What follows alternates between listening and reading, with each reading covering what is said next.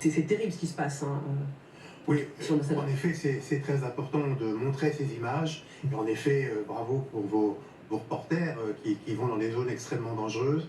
Je crois aussi que ça montre en effet l'absurdité de ce qui est en train de se passer. On détruit des immeubles, l'armée russe détruit des immeubles de 4, 5, 6 étages qui ressemblent à des immeubles d'habitation à bon marché. Et pourquoi? Pour quelle raison? J'ajouterais simplement une phrase.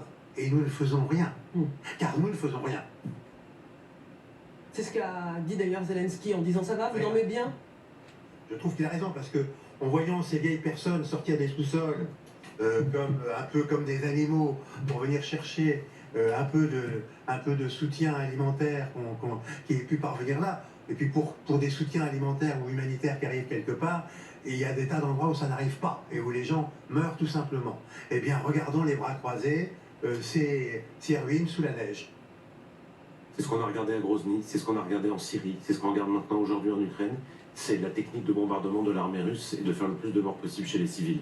C'est quand même incroyable qu'aujourd'hui encore on en soit à regarder ces images, qu'on connaît, on sait ce qu'est capable de faire l'armée russe dans ces endroits-là.